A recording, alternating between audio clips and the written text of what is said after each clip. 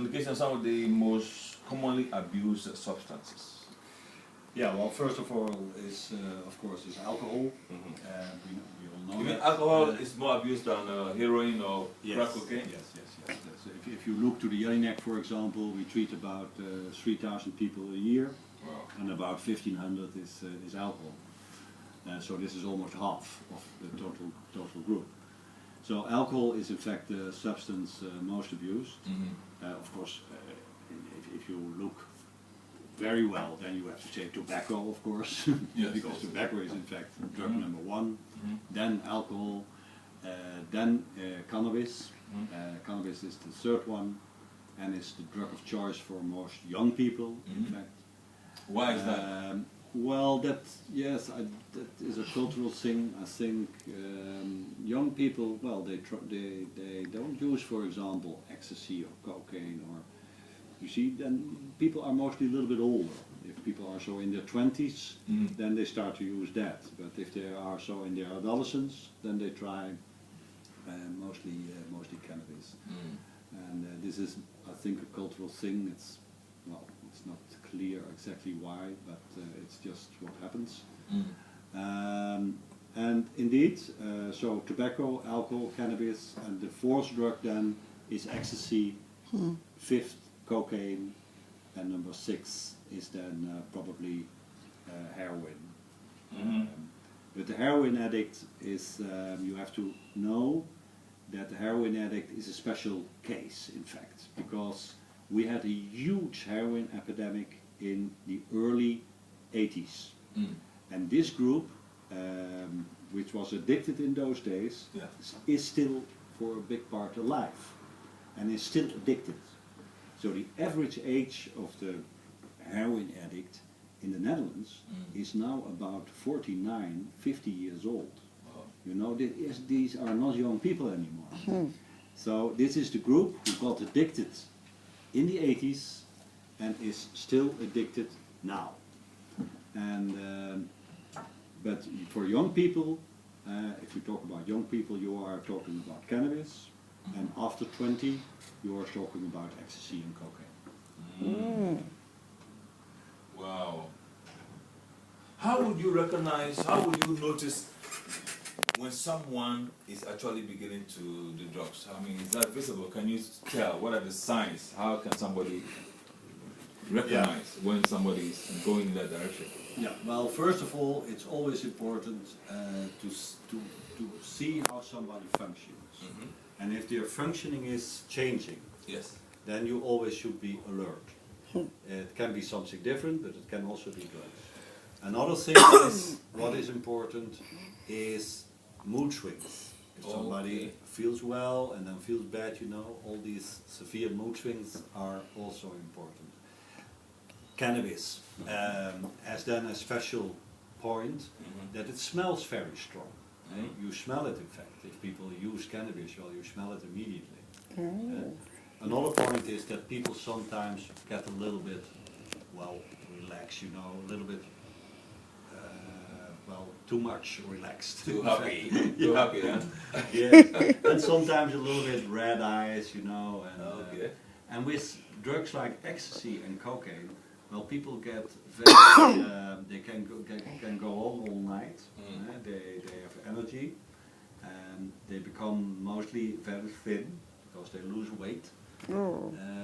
Sometimes they, well, they become hyper, you know, and too energized.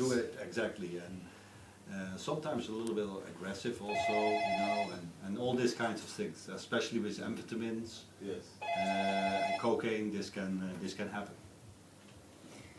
Good morning. Good morning. Good morning, sir. Yeah, this is the Edward. Yes. Small question, because I'm also been coming across a lot of these cases at church and all that. Okay. I'd like to know if there is a sort of a short guide as to how to help, young people who are just at the beginning. Yeah. And to get rid of these things or sort of reduce and stuff like that. Did you get a question? No, I didn't. Yeah. He's been coming across these cases in church. He's a minister, a preacher. Yeah. He's been coming across young people who are addicted, who are dealing with these issues. Is there a way a guide to help them? Is that a question? How to guide them or how to get them out of? Yes, how to guide them to get rid of it. Or to get rid of it and not to get deeper? Yeah, they will not be ready to educate them all the time. Is there a way that we can, in our own way, Help them. yeah, help them out? Yeah. Yes, well, this is of course, well, one point which is important is that you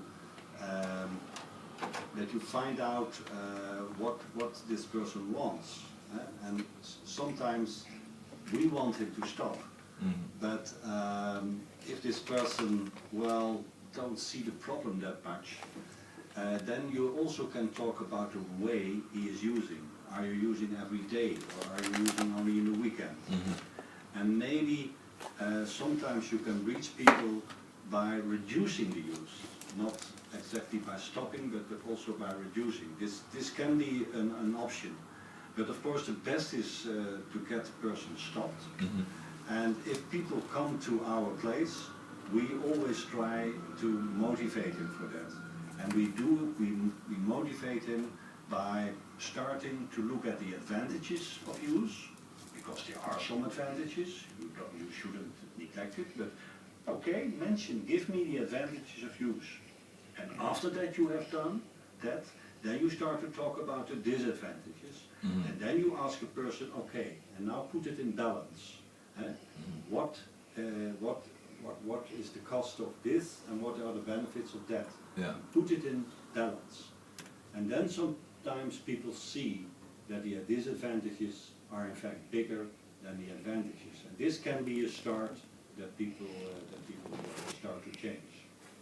Okay, so you don't speak of abstinence at all. You even in your treatment procedure, you sometimes help people along only by reducing what they're We taking. always ask people to define for themselves what they want.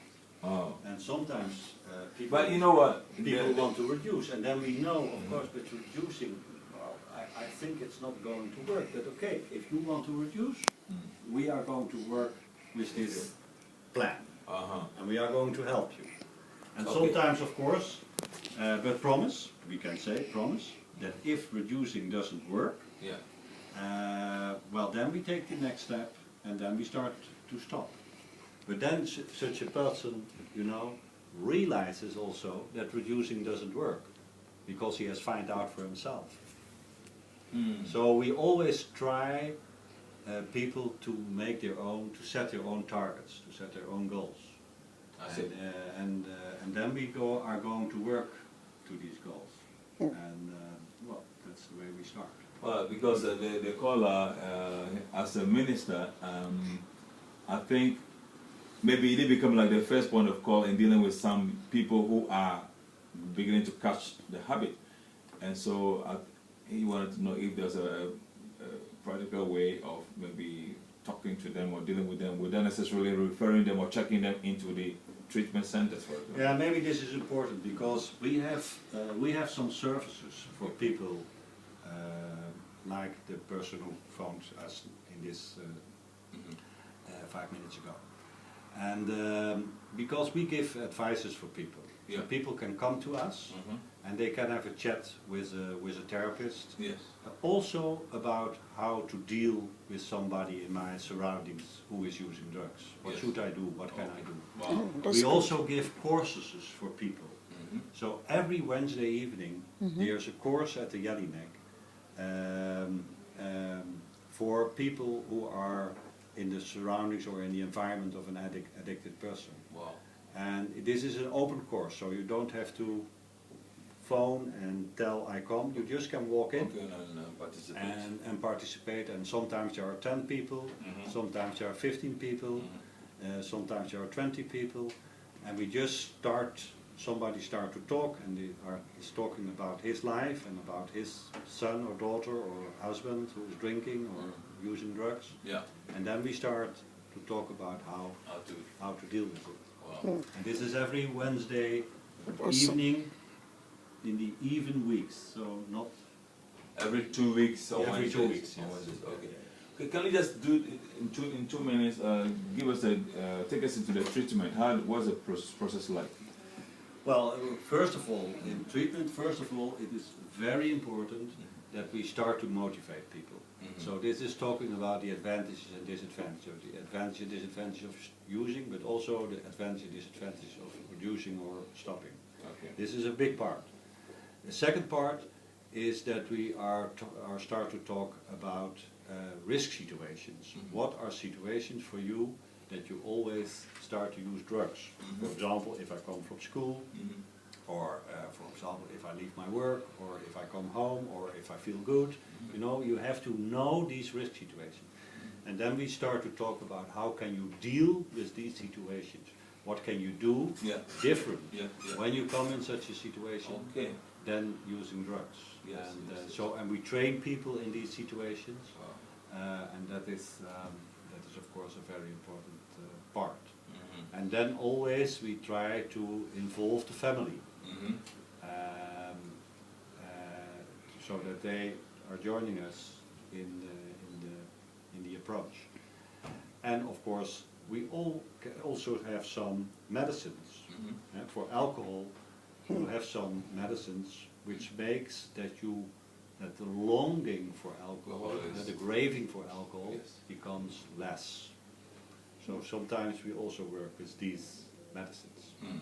So it's not only talking, Also it's use also medications. also we can use medication. Wow. Well, I wish you had more time to talk about other aspects. But thank you so very much for the time and for the insight you've given to us. And the listeners, I want to thank you for being a part of the show today. And we hope if you have further questions, let us know. We can arrange to bring Mr. Kessemarkers back. He's always willing. Thank you so very much. And I want to wish you all the best for today. Remember, this is Radio Voice of Naija, always there at your service. We'll be back next week, same time, from 6 to 10, bringing you the best. Thank you. God bless you.